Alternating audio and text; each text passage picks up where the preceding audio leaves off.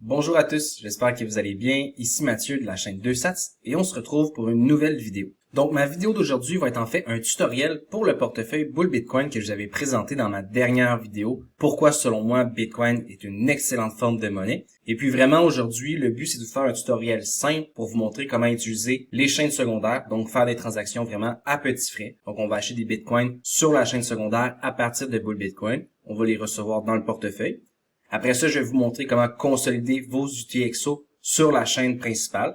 Donc ça, c'est par exemple lorsqu'on a accumulé du Bitcoin sur la chaîne secondaire et puis qu'on aimerait rendre nos Bitcoins plus privés. Mais en fait, c'est une excellente manière. Et puis après ça, je vais vous montrer aussi pour finir comment payer une facture. Donc, vous allez voir pourquoi lorsque je dis que c'est facile de dépenser des Bitcoins, vous allez vraiment avoir un exemple concret. Donc vraiment aujourd'hui, on va faire un tutoriel simple. Mais si jamais vous aimeriez avoir une certaine introduction à la plateforme, je vous invite à aller voir mon tutoriel sur la chaîne Crypto Recherche dans lequel que je montre comment acheter, vendre des Bitcoins, faire un envoi d'argent par exemple. Donc c'est vraiment une introduction. Puis là aujourd'hui, je vous dirais, on va beaucoup mettre de l'avant l'utilisation des chaînes secondaires pour réduire les frais dans les transactions et puis pour protéger notre vie privée. Donc pour débuter, en fait, je vais vous montrer un exemple concret, par exemple, que quelqu'un aimerait faire du DCA, donc du Dollar Cost Averaging, avec du Bitcoin, en étant 100% sur le réseau, donc en ayant possession de ces Bitcoins, donc pas en faisant du DCA, par exemple, sur une plateforme centralisée, mais vraiment dans un portefeuille Bitcoin qui nous appartient. Donc en fait ici, moi ce que je fais, c'est que je viens sur l'application de l'ordinateur Bull Bitcoin, parce que présentement, malheureusement, le portefeuille ne supporte pas encore les fonctions d'achat, mais ça risque d'arriver bientôt. Donc en soi, il faut avoir notre compte Bull Bitcoin d'ouvert, puis il faut avoir de l'argent dans le compte. Et puis là, je vais vous montrer un exemple. Dans un cas où quelqu'un aimerait faire du DCA vraiment à petits frais, acheter des petits montants d'une manière récurrente, et puis on les envoie dans un portefeuille qui par la suite on pourra envoyer sur la chaîne principale. Donc en fait, ici, ce que je vais faire, c'est que vous voyez ici, il y a des options qui sont déjà programmées, comme par exemple achat récurrent, ça serait dans un cas, par exemple, de DCA avec des intervalles réguliers. Achat automatique, c'est à chaque fois qu'on met de l'argent dans Bull Bitcoin, il achète du Bitcoin directement et il l'envoie à notre adresse, ou une ordre limite, par exemple. Moi, ce que je vais faire aujourd'hui, c'est que je vais garder les choses simples. Je vais simplement acheter du Bitcoin via la fonction acheter du Bitcoin, puisque moi, personnellement, mon DCA, j'aime toujours le faire un peu manuellement. Donc ici, je vais cliquer sur acheter du Bitcoin. Ici, je vais venir sélectionner mon solde en euros. Puis comme je vous dis, mon but ici, c'est vraiment de montrer une option avec des petits montants pour vous montrer à quel point les frais de transaction sont minimes. Puis là, vous voyez ici, lorsque je suis en bas d'une certaine quantité de Satoshi, on me recommande de passer par le Lightning Network ou le Liquid. Donc moi, je vais utiliser Liquid, mais Liquid et Lightning, c'est la même chose. Le portefeuille Bull Bitcoin vraiment reçoit les deux, donc il n'y a pas de problème. On pourrait utiliser une des deux adresses, il n'y a pas de problème. Et puis en fait, moi de mon côté, la seule chose que j'ai besoin de faire, c'est d'ouvrir l'application Bull Bitcoin sur mon téléphone. Ensuite, je vais venir cliquer ici sur le bouton Receive. Et puis là, comme vous voyez, on me donne l'option entre avoir par exemple une adresse pour le réseau Lightning, une adresse pour le réseau Liquid, et même une adresse pour le réseau Bitcoin. Et moi, comme vous avez vu, j'ai sélectionné ici le réseau Liquid. Donc, je vais prendre une adresse Liquid. Donc ici, on doit simplement entrer notre adresse. Puis aussi, si vous êtes sur votre ordinateur, par exemple, comme moi dans mon cas, vous pouvez seulement cliquer ici sur le petit dessin de code QR. Ça va ouvrir votre caméra pour pouvoir scanner votre adresse directement à l'aide de votre webcam. Donc, un coup que l'adresse est rentrée, on s'assure qu'on la vérifie et puis que c'est la bonne adresse. Ensuite, je vais cliquer sur Continuer. Et puis ici, on a simplement une confirmation de notre achat qui nous demande de bien valider le nombre de Satoshi qu'on reçoit, l'adresse qu'on envoie. Donc, on vérifie sur notre portefeuille Bitcoin Wallet et puis on confirme l'achat lorsqu'on est prêt. Donc ici, on voit que ma transaction a bien été confirmée. Puis lorsque je regarde sur mon mobile, dans mon application, dans mon portefeuille, on voit que j'ai bien reçu les Bitcoins. Donc comme vous voyez, les transactions sont vraiment instantanées. Puis c'est ça la beauté de la chaîne secondaire, c'est que les transactions sont rapides et puis sont vraiment à bas frais. Donc une fois qu'on a reçu nos Bitcoins dans notre portefeuille, enfin on vient de faire une transaction sur le réseau secondaire. C'est-à-dire qu'on a des Bitcoins sur une chaîne secondaire qui dans notre cas est liquide. Et puis en fait, ça je vous dirais c'est vraiment simple, c'est autant simple que faire un envoi de Bitcoin normal. C'est juste que la nuance, comme vous avez vu, on devait s'assurer d'avoir une adresse pour le bon réseau qu'on envoie. Donc ça je vous dirais c'est probablement la plus grosse difficulté de cette étape. Donc toujours valider que vous avez le même réseau d'envoi que le réseau de réception. C'est vraiment le petit truc. Et puis maintenant, on va enchaîner à la deuxième étape, qui là, par exemple, vous avez vu, c'est comme si j'aurais accumulé du Bitcoin à petit montant pendant un certain moment. Et puis là, ce qui arrive, c'est que toutes mes transactions, en théorie, sont tracées. Parce que Bull Bitcoin, c'est par exemple que j'ai acheté pour 20 € de Bitcoin. Donc là, présentement, je les accumule dans un portefeuille qui est décentralisé, dont j'ai le contrôle à 100%. Et puis ce que je vais faire, c'est que je vais les sortir de la chaîne secondaire, qui va me permettre de, consolider mes UTXO de la chaîne secondaire vers la chaîne primaire. Donc vraiment, on va avoir une nouvelle trace qui est neuve, qui n'est pas tracée par Bull Bitcoin. C'est un peu comme ça qu'il faut le comprendre. Donc moi, ce que ça veut dire, c'est que par exemple, un coup que je vais avoir envoyé mes bitcoins sur la chaîne principale, ben en soi, plus personne sait qu'est-ce que je fais avec ça, puis plus personne peut savoir que c'est mes bitcoins en fait, puisque non seulement à la sortie du portefeuille, ils sont pay join, mais également parce que justement, ils ont un nouvel UTXO qui lui n'est pas tracé par l'échangeur centralisé ou simplement l'intermédiaire qui nous a vendu les bitcoins. Donc pour faire ça, en fait, on va revenir ici sur notre portefeuille sur le mobile et puis on va simplement revenir au menu. Donc juste avant, je vais vous montrer aussi comment utiliser les transferts dans le portefeuille, puisque c'est très pratique à savoir. Donc disons ici, je viendrai cliquer sur transfert, puis ça va me permettre d'envoyer des bitcoins de la chaîne principale vers la chaîne secondaire. Donc, dans un cas que j'aurais pas sorti les bitcoins sur la chaîne secondaire, je les aurais sur la chaîne principale de bitcoin, puis que je désire faire une transaction, par exemple, pour payer, je sais pas moi, un ami ou quoi que ce soit, je peux simplement venir changer de réseau ici sur Bull Bitcoin. Donc, on va débuter par faire un transfert de la chaîne principale de bitcoin vers la chaîne secondaire. Donc là, on va aller vraiment dans l'environnement qui est peu en frais, qui est très rapide. Et puis après ça, on va tout ramener sur la chaîne primaire, vraiment pour vous montrer un exemple de consolidation de UTXO. C'est juste que je voulais vous montrer un petit exemple de swap ou deux dans le portefeuille puisque c'est très simple. Donc en gros ici, par exemple, vous voyez, ce serait pour transférer de paiement instantané à Bitcoin Secure. Moi, ce que je veux faire, c'est l'inverse. Je vais venir cliquer ici sur les petites flèches jusqu'il y a le mot SATS. Et puis là, comme vous voyez, j'envoie des Bitcoins du compte Secure au paiement instantané. Donc maintenant, je vais décider le nombre de SATS que je désire envoyer. Je vais faire ici un exemple avec un nombre de SATS que je vais envoyer vers la chaîne secondaire qui me permet de faire des paiements instantanés. Donc, je vais cliquer sur Continuer. Et puis ici, je confirme. Puis là, ce qui va arriver, c'est qu'en fait, je vais recevoir le paiement ici dans ma section de portefeuille paiement instantané. Il faut simplement attendre que le Atomic Swap se crée.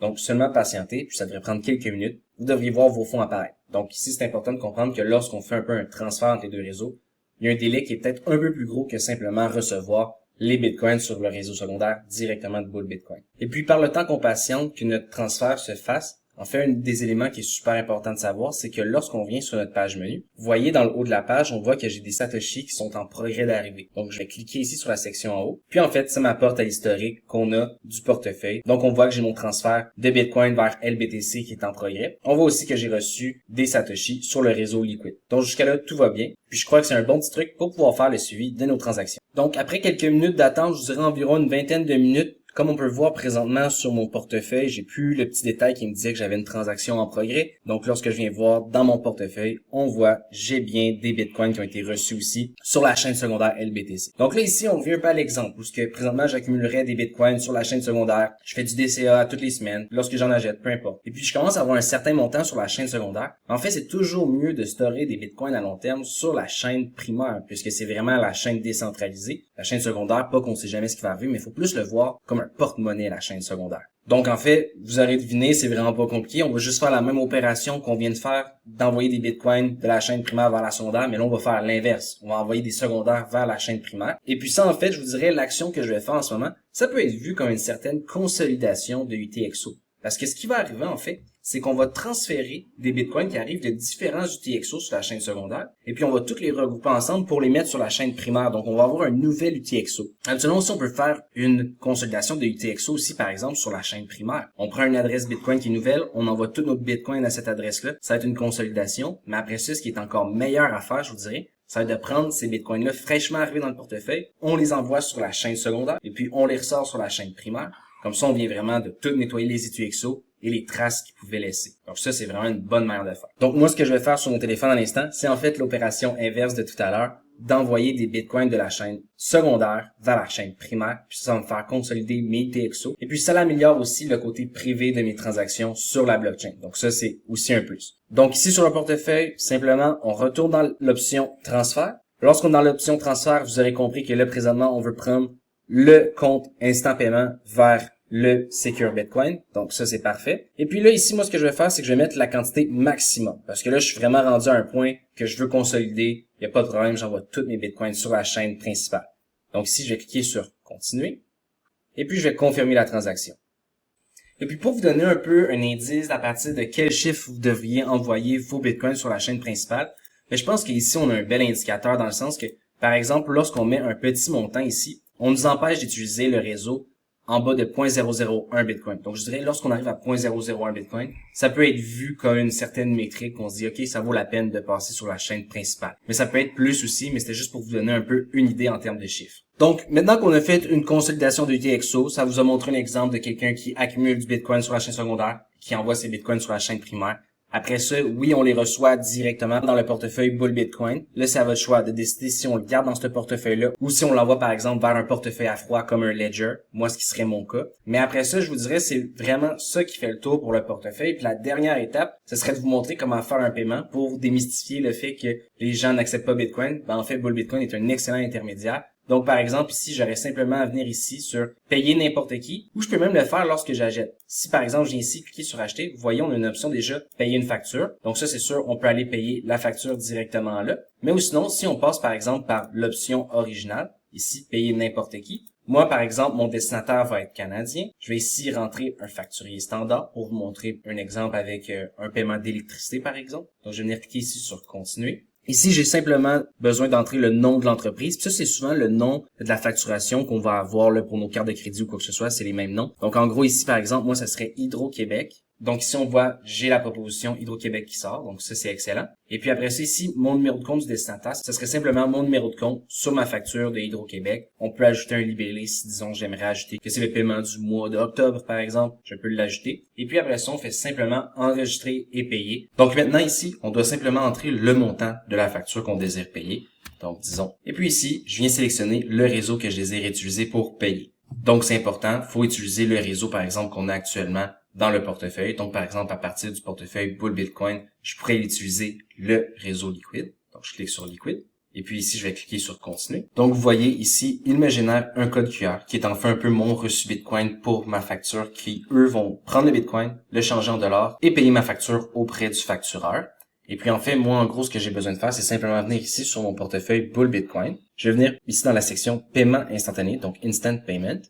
Et puis, je vais cliquer sur le bouton Send, donc le petit carré Send. Et puis, je vais venir ouvrir la caméra. Je vais venir scanner le code QR. Et puis, par défaut, on prend déjà la quantité qui doit être envoyée, puisque comme je vous disais, c'est un peu un reçu de paiement. Donc, vraiment, on a déjà la quantité qui est la bonne quantité à être envoyée. Et puis, on a seulement vérifié, encore une fois, je vous dirais, toutes les informations. Un coup, c'est beau. On peut simplement confirmer la transaction. Et voilà, c'est envoyé. Donc, aussi simple que ça, on peut payer n'importe quelle facture par Bitcoin en utilisant l'intermédiaire Bull Bitcoin. Donc, vous voyez, mon paiement est bien reçu. Donc, ma facture va être payée. Donc, je vous dirais, c'est vraiment aussi simple que ça. C'est comme payer un compte par la banque. C'est juste que cette fois-ci, on paye avec du Bitcoin. Et puis, je vous dirais encore une fois, la petite nuance, c'est toujours s'assurer d'utiliser le bon réseau. Donc, par exemple, là, vous avez vu, j'ai utilisé le réseau Liquid. On pourrait utiliser le réseau Bitcoin, par exemple, pour des plus grandes transactions. Puis aussi, une petite parenthèse comme ça. Si jamais vous êtes intéressé à faire des plus grosses transactions, comme par exemple de l'immobilier, bon, ben justement, Bull Bitcoin offre ce service-là. Sauf si on s'entend, c'est un service qui est un petit peu plus particulier. Faut vraiment les rejoindre. Mais c'est juste vraiment une parenthèse de vous montrer que vraiment, tout est achetable. Que ce soit des factures à $1 ou même une achat d'une maison à plusieurs centaines de milliers de dollars, voire millions de dollars. Donc, je vous dirais, c'est ce qui fait le tour pour moi aujourd'hui. C'est un tutoriel qui est assez simple. Vous allez voir, lorsqu'on comprend le fait qu'il faut utiliser le bon réseau, simplement s'assurer d'être sur les bons réseaux. C'est très très simple. On a simplement à faire des transferts ici via l'application, qui sont super simples pour naviguer entre les chaînes secondaires et la chaîne principale. Après ça, je vous dirais d'un point de vue fonctionnalité, pour le portefeuille, bon, on n'a pas encore la fonction d'achat et de vente directement intégrée, mais ça risque d'arriver très bientôt. Même chose pour la fonctionnalité paiement. C'est important de passer par le site web. Mais après ça, si on vient ici, par exemple, dans les réglages, mais je vous dirais, il y a toujours possibilité d'aller faire votre backup, donc le wallet backup, comme qu'on voit ici. Ça, qu'est-ce que ça veut dire? C'est qu'en gros, on va avoir notre phrase secrète. Moi, personnellement, le portefeuille Bull Bitcoin, je l'utilise vraiment comme un porte-monnaie. Donc, je n'ai pas fait le backup parce que pour moi, c'est vraiment des petits montants qui vont dans ce portefeuille-là ou c'est seulement pour aller changer de réseau. Donc, c'est vraiment pour des actions qui sont faites au jour le jour ou un petit montant vraiment sur le réseau liquide pour pouvoir dépenser si ça me tente d'utiliser le Bitcoin sur les chaînes secondaires. Après ça aussi, ce qu'on peut faire aussi qui est très pratique pour une raison de sécurité, c'est si par exemple on laisse notre téléphone à quelque part et que quelqu'un le retrouve, ben au moins avoir un PIN de sécurité à ajouter. Donc pour ouvrir le portefeuille, il nous faut un code unique que c'est nous qui décide. Et puis aussi, ben on peut changer les devises fiduciaires pour pouvoir afficher le prix si jamais ça vous intéresse. Donc je vous dirais, c'est ce qui fait le tour du portefeuille Bull Bitcoin et son utilisation. J'espère que vous avez appris, j'espère que vous allez avoir du plaisir à l'utiliser. Personnellement, je trouve que c'est un vraiment bel outil. simple d'utilisation. Puis vraiment, comme qu'ils mentionnent ici dans leur pause d'annoncement, ben, c'est vraiment un portefeuille qui a été construit pour les cypherpunks, donc avec tout l'étau Bitcoin au centre vraiment de leur processus de décision sur comment que les choses fonctionnent.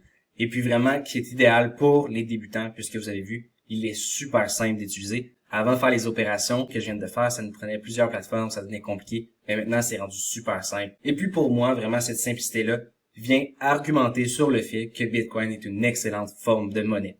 Donc sur ce, j'espère que vous avez appris. J'espère que vous avez apprécié. N'hésitez pas de mettre vos questions en commentaire. Et puis je vous dis à très bientôt. Au revoir.